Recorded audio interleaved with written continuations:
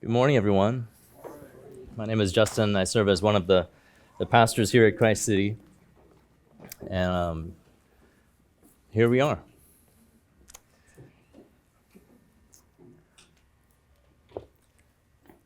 I cried this week as I held my kids. I said prayers over them, over the world they're growing up in. I realized I tend to cry when the world shows itself to be not what I had hoped it would be, what it could be. I've wept over tens of thousands of kids lost in Gaza over the last 13 months. I've wept over hundreds of thousands of American lives lost to COVID, millions around the world over the years. I cried when there was a spate of attacks on elderly Asians a few years ago, people who could have been my parents. When the anti-Asian violence and hate started escalating, unleashed by the words of the former and returning president. I've had plenty of occasions to cry in ministry. Broken marriages, shattered dreams, hurts and traumas, unhealed illnesses, estranged friendships and families. I used to cry less, but if even Jesus wept when he lost a friend, if he felt his feelings, expressed them openly to God and to others, disappointment at loss, discouragement at abandonment, even the desire that he might not have to go the way of the cross. If Jesus felt those things, then maybe I can model my humanity after his. I am grateful to be among you all this weekend. I'm grateful to get to be a part of, to lead a community of people trying to live and love like Jesus, trying our best to make a kingdom difference wherever God has placed us. I will confess that for most of this week, I haven't been sure I would have words to say. And honestly, today's message may just be the sum of other people's thoughts and words, things that have been comforting or convicting or centering for me this week. Let me start by setting the expectations. What I say today will be inadequate. It will not be enough for some, and it may be too much for others. It will not be political enough for some, and it may be too political for others. It may answer questions you didn't want answered, and it may ask questions you didn't want asked. There may be some here today who may not be ready to hear what I have to say for a variety of reasons, and that's okay. But my prayer is that God will use at least one thing that happens this morning to stir an ember of the gospel in your spirit. I can only do so much here, but I will do what I can and trust that God will continue to be at work in and through us by the Spirit in conversations over lunch or in your small group gatherings or in the weeks to come. This election hits us at Christ City in ways that are unique to us. There are those among us whose jobs will be impacted, federal employees and appointees, foreign service workers, those in aid and development whose funding may be greatly impacted by the incoming administration, those working with or those who are already vulnerable populations, feeling the strain of the threats and the rhetoric that have been normalized once more. There are those uncertain about what the future holds for their immigration or citizenship status, those who are bracing themselves for the impact of what the next 4 years feels like in our city because we live here. Many of us were here in the city on January 6, 2021. And remember the sense of outrage, the sense of violation. I'm thinking about there's young people among us, youth and teens, young adults, so inundated with a variety of voices and viewpoints while trying to square their faith in Jesus with so many other Christians who voted for a president and for policies who look and sound so unlike Jesus. Thinking about many who are bracing themselves for the holidays, spent with family or in-laws, or wondering whether to even go. Thinking about my fellow people of color, especially my Asian American and Black sisters.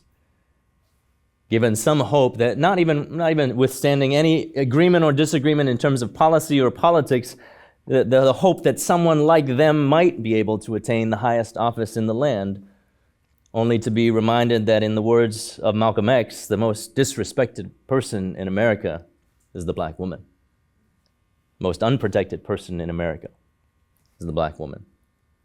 the most neglected person in America is the black woman. So in my own prayers and grieving, it's been critical for me to listen to the grief of others. Others, such as Reverend Dr. Renita Weems, a black woman who is also a Hebrew Bible scholar, who said this week, "I still have hope, still believe in God, but let me be for now. Let me feel what I'm feeling." Rage is a form of prayer too.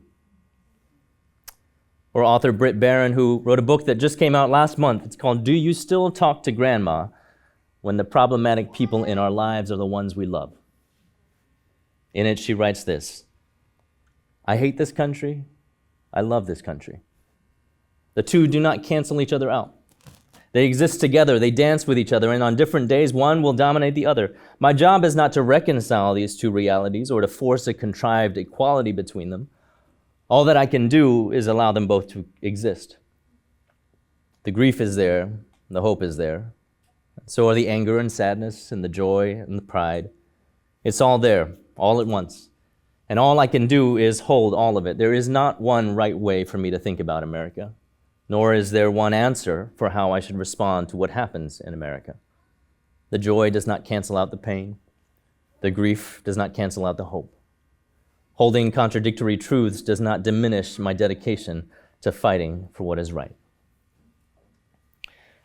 I do want to say to any among us who are uncertain of or fearful about your future and even your safety in the present climate, especially if you are a woman or a person of color or an immigrant or a member of the LGBTQ community, especially our trans siblings who were particularly targeted, or otherwise have found yourself a target in words or policy of our incoming president and his supporters, if you are anxious because of things said, things threatened, things reported, or things experienced in recent days, especially from those who claim to follow Jesus, let me say first, as a representative of the Church of Jesus Christ, I am sorry.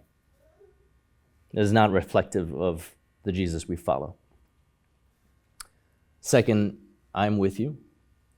Third, and more importantly, God is with you. And fourth, that I promise to do whatever is in my power to continue to oppose injustice and discrimination against you, because it is what Christ calls me to. Now, once upon a time, there would have been those, and even those in my own head, that might say to me, "Why are you being so political? Stick to the gospel." But the gospel is political. Not just because politics is at its heart about how we relate to one another, but because the common greeting of the Roman Empire in Jesus' day was, "Caesar is Lord." So saying Jesus is Lord in the first century, in the first centuries after the resurrection, that was a political statement in direct opposition to the empire. It was more than that, but it certainly wasn't less than that. It was saying that the gospel impacts every area of life, or at least it should, because Jesus has something to say about every area of life, because the kingdom of God, or the government of God, means something for every area of life, and that includes how we vote, and it includes what we do in the time between our votes. Martin Luther King Jr. said, "Only a dry-as-dust religion prompts a minister to extol the glories of heaven while ignoring the social conditions that cause people an earthly hell." And Oscar Romero, who was the Archbishop of San Salvador in the 1970s, when his country was led by an authoritarian government, said, I'm not with the right or with the left. I'm trying to be faithful to the word that the Lord bids me to preach, to the message that cannot change, which tells both sides the good they do and the injustices they commit." In the last 2 months, we've been in a series in the New Testament book of Acts exploring the acts of the early church in the years after Jesus rose from the dead, returned to heaven. He sent God's Spirit to be His presence and His power for His people. And the aim of the series has been to ask, and maybe to answer where we can, what does God's Spirit look like, sound like?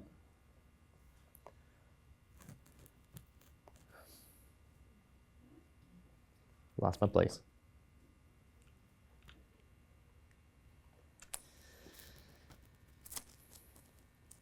This is why sometimes people print out their manuscripts. Because, here we go.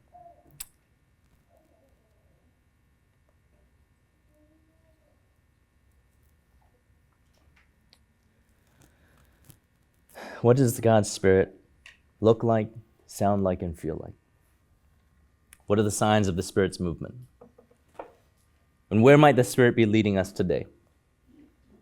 That's what we've been asking in this series, and that question is particularly poignant in times of disappointment, discouragement, despair. We ask that when things are hard, don't we? How is God moving in this? Is God moving in this? Today's passage is the story of Stephen. We did not engineer it to fall on this Sunday after Election Day, but I've known for a while that it would be this passage, and I knew it would have relevance beyond political events, and that it would have relevance whoever had won on Tuesday, which is to say, I think there's something for us here, wherever we find ourselves this morning, because I believe that the gospel of Jesus Christ transcends race and culture and circumstance or any other identifiers we might use. Now, to me, that means it includes all of those things, not that it ignores all of those things. It matters that Stephen, our protagonist today, was a Greek-speaking Jew called to minister into a particular instance of cultural prejudice in the early church community. He was one of them. He could advocate for them. It matters that Jesus was born as a helpless baby, poor and Jewish in Palestine, a vulnerable member of an oppressed minority in the outskirts of the Roman Empire. The gospel has something life-giving and liberating for everyone, everywhere, and that means there is something life-giving and liberating for all of who you are, as you are.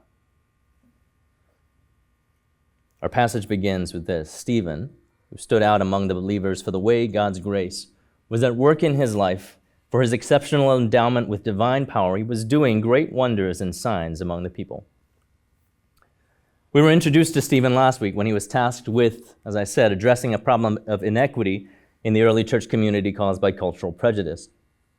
Philip is another Greek-speaking Jesus follower who was named to help solve this problem, and we'll hear more about him in a couple of weeks. But Luke, who's the author of Acts, he's continuing to tell the story of the ever-expanding welcome of the kingdom of God by centering here those slightly outside of the small cultural space that Jesus and the original 12 occupied.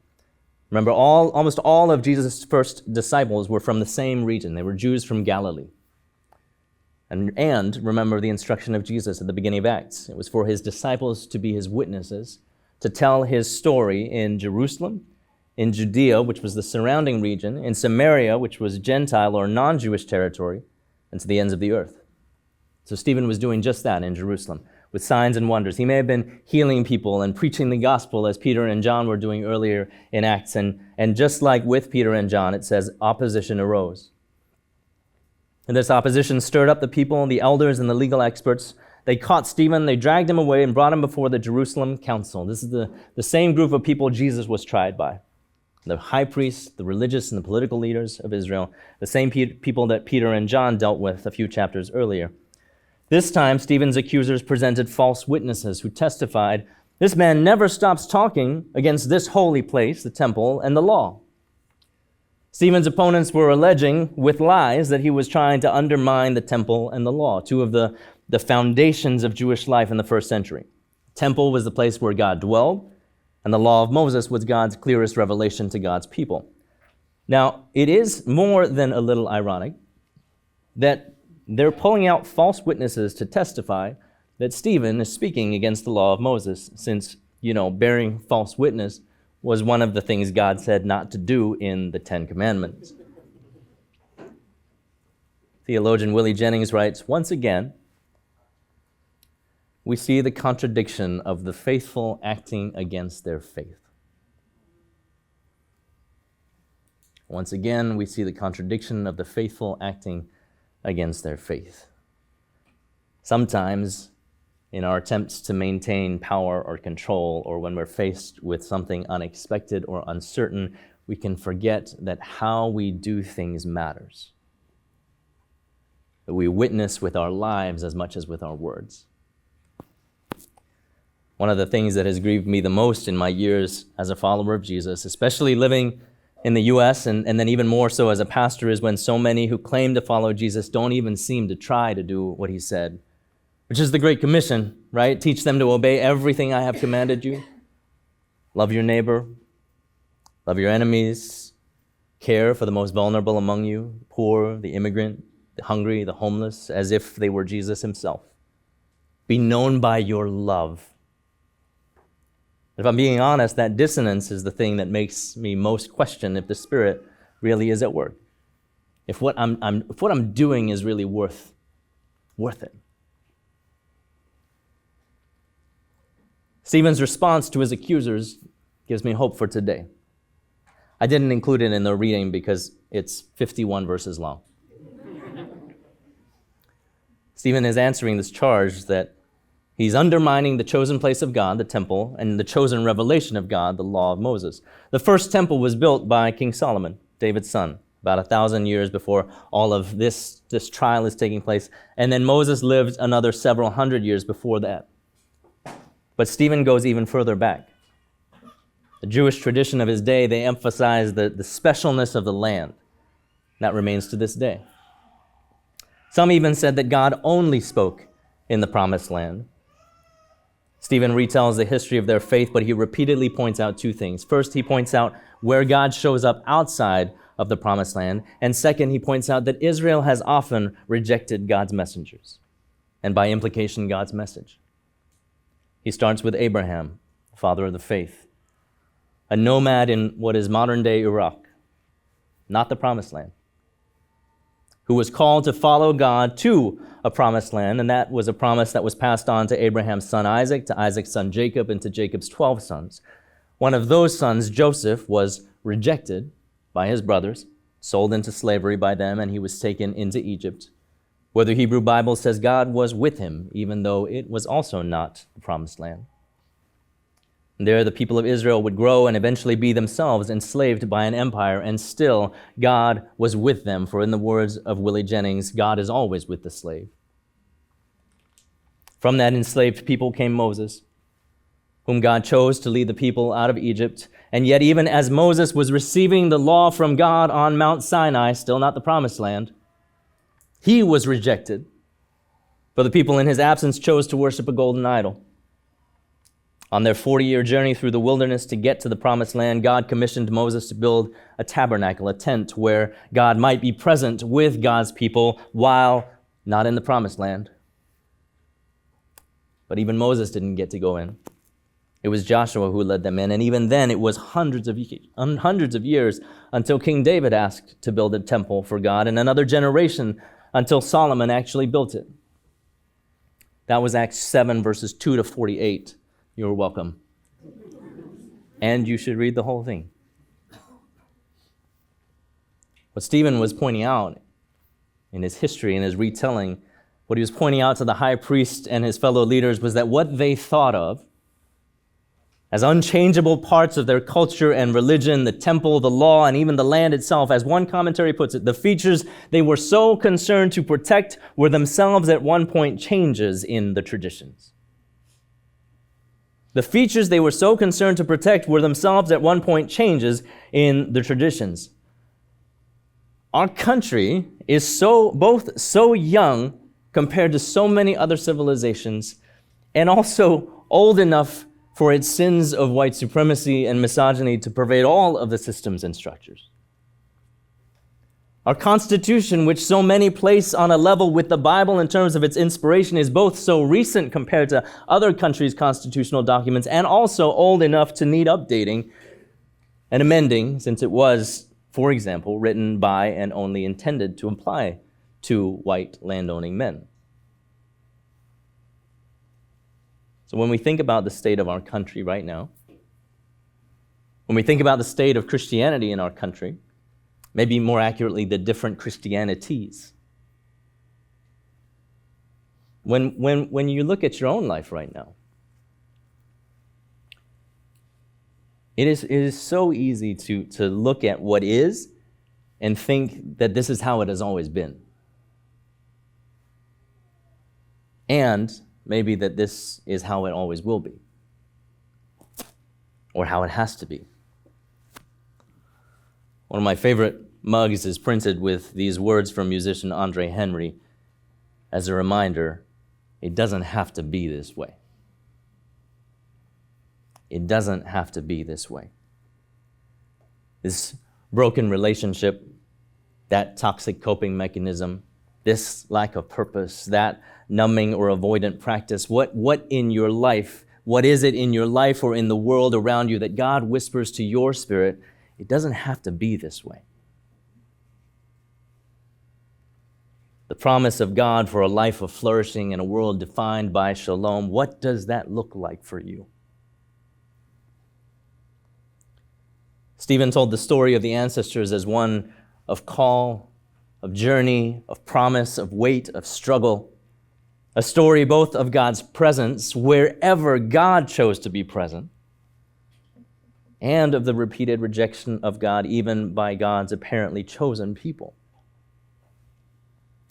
Just before the election, I was reminded in a sermon by Howard John Wesley, who's the pastor of Alfred Street Baptist Church in Alexandria, that the will of God does not always line up with the will of the people. What is not always what ought to be. Unless you think I'm only talking about those others, the ones who got it wrong, the words of Jesus remind us to check the log in our own eyes. Only God is the hero of the story. Only God is fully faithful and good.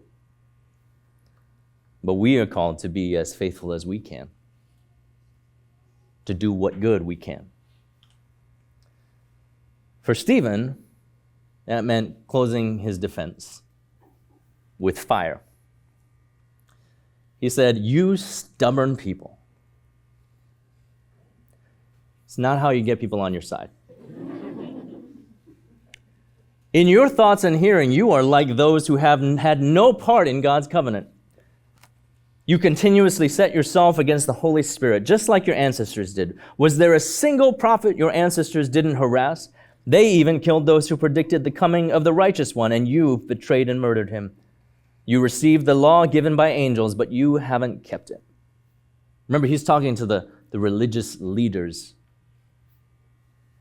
Ancient speeches were intended to move people to action, and Stephen's certainly does, but this was no Disney ending where the priests were so persuaded by Stephen's speech they have a change of heart. Instead, once the council members heard these words, they were enraged. Together they charged at him, they threw him out of the city, and began to stone him. As they battered him with stones, Stephen prayed, "Lord Jesus, accept my life." And falling to his knees, he shouted, "Lord, don't hold this sin against them." And then he died. Once again, the leaders of God's people rejected God's messenger and God's message. They put to death the one offering them words of life, a new way of life. Not everyone is ready for liberation. Not everyone wants the responsibility of true freedom, which demands we love and live for others and their well-being. Here in America, we're taught to yearn for a freedom that is to be unrestrained and unbothered by anyone or anything, untethered from others' concerns or well-being. That is not the freedom of God, my friends. There are a couple of things I'm uneasy with. First, Stephen's forgiveness of his killers. It mirrors Jesus' words when he died, "Father, forgive them, for they don't know what they're doing." But they knew we might protest.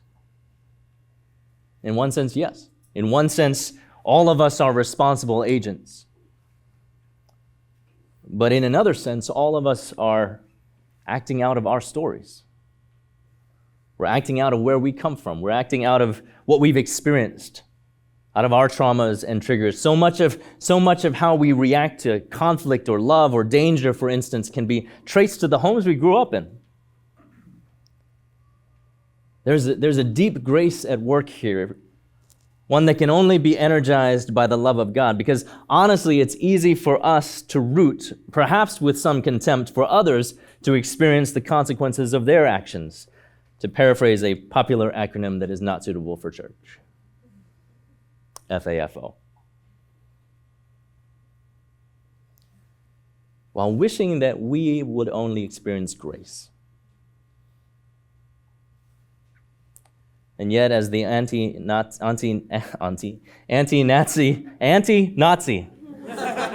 whew, anti-Nazi, I did not expect to be tripped up by that. As the anti-Nazi activist, Dietrich Bonhoeffer wrote, in 1942, the danger of allowing ourselves to be driven to contempt for humanity is very real. We know very well that we have no right to let this happen and that it would lead us into the most unfruitful relation to human beings, for through contempt for humanity, we fall victim precisely to our opponent's chief errors. The only fruitful relation to human beings, particularly to the weak among them, is love. That is, to enter into and to keep community with them. God did not hold human beings in contempt, but became human for their sake. Forgiveness is one of the hardest calls of our faith. It does not excuse harm, nor does it demand that we pretend everything is okay, but it does call us to choose love over contempt. For love alone preserves our humanity and reflects the heart of God. The second thing I'm uneasy with is how Stephen's story ends with his death. We would like to think that if we're faithful, we'll see blessing in the here and now. And I do believe that if we all lived as Jesus commanded, loving our neighbors, seeking their good, then the world and everything in it would be blessed. But Stephen reminds us that the story we find ourselves in is one in which we may not always see the fulfillment of God's promises in the way we would like. We wait for Jesus' return, and we wait for the fullness of God's kingdom to come. And still, like Stephen, we're all called to be witnesses to the story of God's promise and our struggles in the waiting. We're all invited to be workers in this project of God's up there coming down here. We're all commissioned to be ambassadors of an unshakable kingdom that is not of this world, but is breaking into this world. That is also the story we find ourselves in. Here's Willie Jennings again speaking about this story of God's people. He says, imagine a people created only by a promise from God and who will live only in and through that very promise. This promised people would carry the vulnerability and fragility that comes with waiting. The vulnerability and fragility that comes with waiting. The waiting is everything. It is the time and place for meeting with God. Ours is the story of Abraham and Isaac and Jacob, and of Sarah and Hagar, of Moses and Joshua, and of Rahab and Ruth, of David and Solomon, and of Rizpah and Bathsheba, of Daniel in the lion's den and his 3 friends in the fiery furnace, of all of the prophets of the Hebrew Bible calling out to their people, it doesn't have to be this way, of people who found themselves in positions they did not ask for and still answered God's call to do what needed to be done. Promise, waiting, vulnerability, fragility. Such is the story of God. For God is the hero. God waits for us all to open our eyes and our hearts to God's love, to say yes to Jesus and his kingdom, to say yes to God's Spirit who filled Jesus, who filled Stephen, and who fills us even now if we ask. In J.R.R. Tolkien's classic, The Fellowship of the Ring, the hobbit Frodo laments the need for the perilous mission to destroy the Ring of Power. He says, I wish it need not have happened in my time. To which the wizard Gandalf replies, so do I. And so do all who live to see such times. But that is not for them to decide. All we have to decide is what to do with the time that is given to us. All we have to decide is what to do with the time that is given to us. So I want to close by giving you 3 possible next steps, trusting you to discern what the Spirit has for you. The first step is grieve. This is the invitation inwards, toward yourself and toward God in you. Feel what you need to feel. It is not only allowed, but it is necessary. Grief makes space for hope. Weep, lament. We have to point to things and say it shouldn't be that way before we can say it doesn't have to be that way. In 1 Kings, the prophet Elijah, having been rejected and experiencing a major setback, he flees to the desert, where he's so discouraged that he's ready to give up his own life. After his lament, God grants him a nap and a meal. In Cantonese, we have a saying, "Sik zo fan mea," which means literally, "Have you eaten yet?" But it is at its heart, it's a way of saying, "How are you? Have you eaten yet?" Don't forget to take care of yourself and the God in you, every part of you. The second possible step is gather. This is the invitation together. Remember that we do not walk alone. Stephen reminds us of that in telling the story of God, that we are surrounded by a cloud of witnesses, the ancestors who have gone before us and those we sit among today. Those who gather across the country and around the world to live Jesus' better way. We remind each other of the reality of sin in our lives and in our world, and we remind each other of the power of God's Spirit to bring good out of any and every situation. Find your community. It might be your small group, it might be family, it might be trusted friends. Lean into that strength. And third step is go. There's always an invitation outward to follow the Spirit where the Spirit leads. When you're ready, or more likely just before you're ready. And here we return to the question of our series, what does the Spirit look like now? Well, the Spirit looks as it always has, shaping lives to look like Christ and bringing God's flourishing into our world. The Spirit bears fruit that transforms hearts and communities, and it shows up, to paraphrase the Apostle Paul in Galatians 5, in love beyond comfort, in joy despite adversity, peace amidst chaos, patience that withstands the storm, kindness always, goodness that refuses to compromise, faithfulness even in the fire, gentleness that disarms, and self-control that holds strong when everything else shakes. The Spirit proclaims, as Jesus says in Luke 4, good news for the poor, not just for the billionaires. It brings freedom to prisoners, not comfort for private prison owners. It brings sight to the blind, maybe even including the misinformed and the disinformed. It proclaims liberation for the oppressed, those ground down by a white supremacist capitalistic system that pits us against one another just to survive.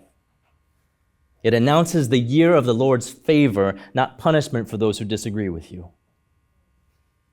This is what the Spirit has always done throughout God's story, and so my calling and our calling as a church are still the same: to speak out and live out the good news of Jesus, to be salt and light in a world that is desperate for resilient hope and amazing grace and steadfast love and divine justice. We're called to be representatives of God's government. We're called to defend the image of God in every person, to amplify the voices of the silenced, to welcome the stranger, to offer healing to the wounded and rest to the weary, to stand up for the oppressed and marginalized, and to challenge every injustice as an affront to a just God. We are invited, we are called, we are commissioned to point forward to the day when people of every nation and every tribe will gather at the throne of God to worship. And as John wrote in Revelation, God will dwell with them. They will be His people. God Himself will be with them and be their God. He will wipe every tear from their eyes. There will be no more death or mourning or crying or pain, for the old order of things has passed away, and we will no longer be wanderers waiting in the wilderness. We will be finally home. That's our calling. Through administrations past, present, and future. You may live out your calling in the context of a nonprofit or a business, or through activism or advocacy, or working in government or running for office, or in a family or school or hospital or neighborhood. I know, it all takes hard work. It may involve putting our lives on the line to protect each other. It will involve having difficult conversations with people we know where we're sometimes not sure if we're even making any progress. But I believe God has placed you in the families and friendships and the workplaces you're in for a reason, even if you have to draw healthy boundaries while doing so.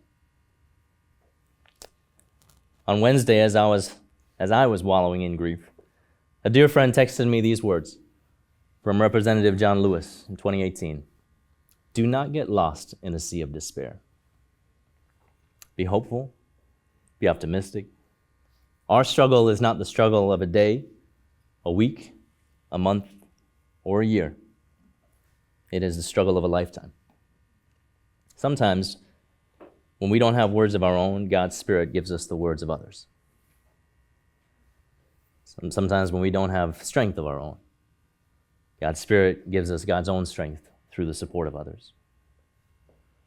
When we don't know what to do next, God's Spirit might be telling us to nap, eat, and get back to it. You are not alone. Will you pray with me?